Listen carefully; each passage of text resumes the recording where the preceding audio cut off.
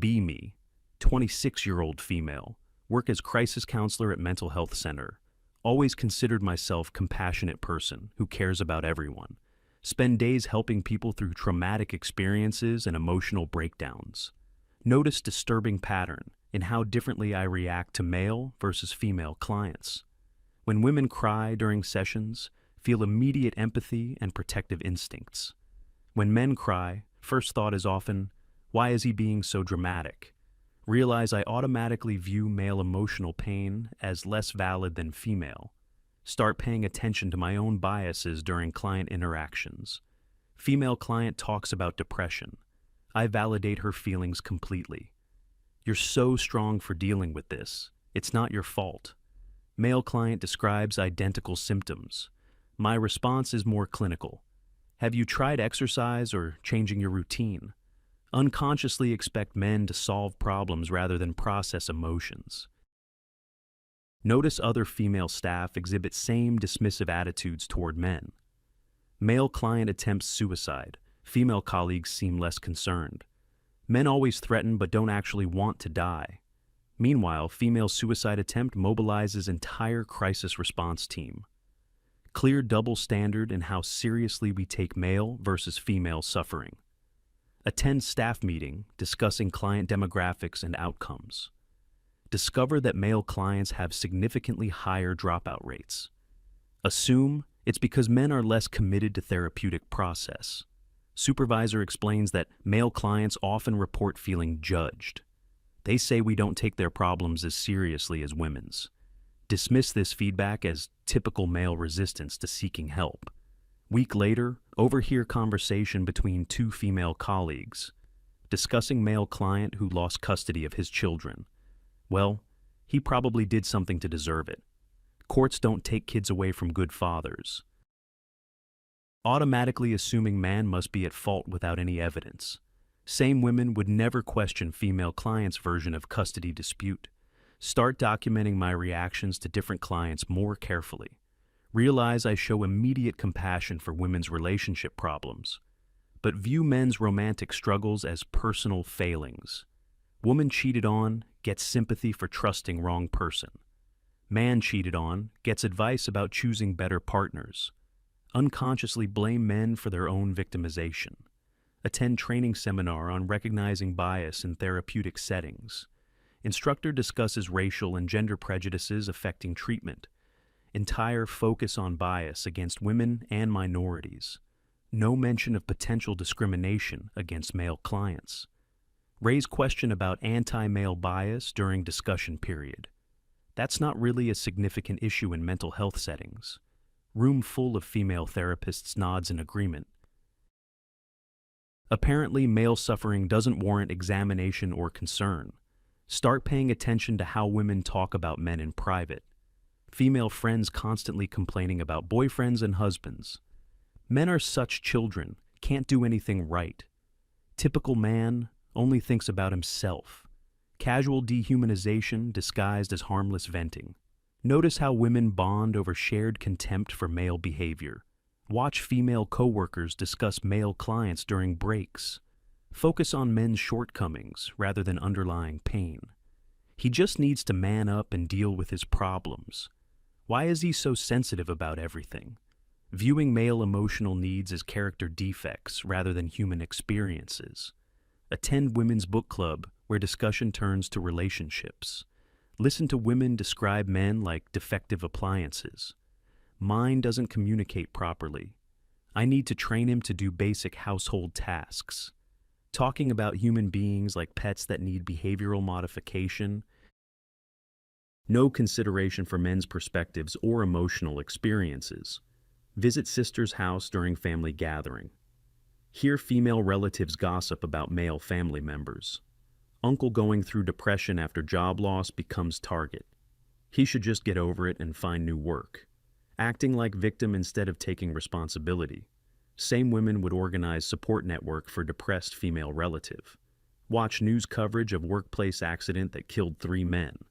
Story gets 30 seconds, focuses on company safety violations. Previous week's story about woman injured at work got 10 minutes.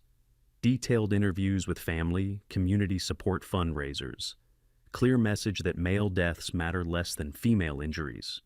Attend dinner party where a conversation turns to military veterans. Women discuss PTSD and suicide rates with casual indifference. They knew what they were signing up for. Taxpayers shouldn't have to pay for their therapy. Same women support extensive funding for breast cancer research. Male suffering seen as acceptable cost of their social roles. Observe female friends' reactions to male homelessness crisis. They probably deserve it, must be addicts or criminals. No curiosity about circumstances that led to their situations. Female homelessness immediately attributed to system failures and abuse. Male homelessness attributed to personal character defects. Start questioning women's capacity for empathy toward men. Notice how quickly women dismiss male pain as weakness, while demanding endless support for their own emotional needs. Double standard suggests viewing men as fundamentally different species. Attend family court hearing with friend going through divorce. Watch female judge and lawyers treat father with obvious contempt. His emotional distress over losing access to children dismissed. Men always claim they care more about kids during divorce. Same officials show sympathy for mothers in identical situations. Father's tears seen as manipulation. Mother's tears seen as authentic. Research suicide statistics broken down by gender demographics. Discover men kill themselves at 4 times higher rate than women. Yet, suicide prevention resources focus primarily on women. Male suicide often attributed to personal weakness rather than social factors. Society treats epidemic of male self-destruction as acceptable loss. Visit male friend recovering from serious depression. Female mutual friends haven't checked on him once during months. Same women organized meal trains for female friend with minor surgery. When I point out this disparity, they seem genuinely surprised. We assumed he wanted to handle it alone. Automatic assumption that men don't need or deserve support. Attend presentation about domestic violence at community center. Speaker focuses entirely on male perpetrators and female victims. No mention of male victims despite comprising significant percentage. When I raise this point during Q&A, audience seems uncomfortable. That's not really the focus of tonight's discussion. Male suffering literally unspeakable in spaces dominated by women. Observe how women react to male vulnerability in social situations. Man opens up about struggles. Women become visibly uncomfortable, change subject quickly, or offer dismissive solutions. Same women spend hours processing female friends' identical problems. Emotional support seems reserved exclusively for other women. Notice how women discuss men's physical appearance and bodies. Casual objectification that would cause outrage if directed at women. He's not tall enough for me to take seriously. Look at his receding hairline, so pathetic. Treating male physical attributes as fair game for public mockery. Start examining my own dating history and relationship patterns. Realize I expected boyfriends to provide emotional support constantly, while offering minimal empathy for their struggles in return. Viewed their problems as less important than mine. Expected them to prioritize my feelings over their own well-being. Classic pattern of emotional exploitation disguised as relationship. Attend workshop on workplace harassment and discrimination. Entire focus on protecting women from male behavior. No discussion of harassment or discrimination targeting men. Male experiences literally invisible in conversations about fairness. When men do report harassment, automatically dismissed as less serious. Watch female manager berate male employee publicly. Humiliation and verbal abuse that would spark outrage if genders reversed. Other women witness this behavior without intervention or concern. Apparently treating men cruelly is acceptable professional conduct. Research historical attitudes toward male expendability.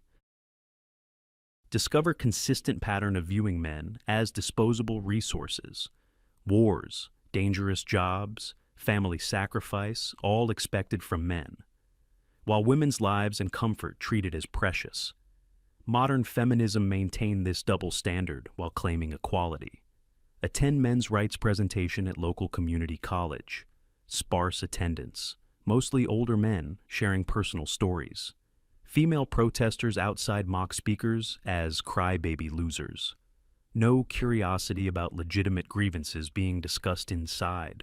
Automatic dismissal of male concerns as whining or misogyny. Start questioning fundamental assumptions about gender and empathy. Realize that women may be biologically programmed to care less about men. Evolutionary psychology suggests female empathy directed toward children and other women. Male suffering irrelevant unless it affects female well-being. Explains consistent historical pattern of male disposability. Speak with male therapist about patterns I've observed. He confirms that female colleagues often lack empathy for male clients. Women see men as problems to fix rather than people to help. Describes how female-dominated mental health field dismisses male experiences. Men seeking help often encounter additional judgment rather than support. Begin changing my therapeutic approach with male clients. Offer same validation and compassion. I automatically give women, notice immediate improvement in engagement and outcomes. Men respond positively when treated as fully human rather than defective. Realize how much damage I've caused through unconscious bias. Start advocating for male clients within mental health system. Challenge female colleagues when they dismiss male suffering. Lose friendships and professional relationships for defending men. Apparently caring about male humanity makes me traitor to womanhood.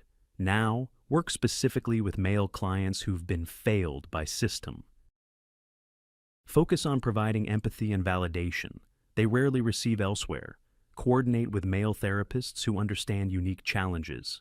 Document systematic bias against men in mental health settings. Learned that women often view men as utilities rather than people. Emotional support, financial resources, physical protection, all expected.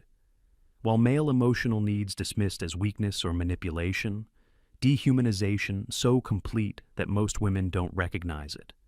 Men are human beings, deserving empathy and compassion. Not walking ATM machines or emotional support appliances.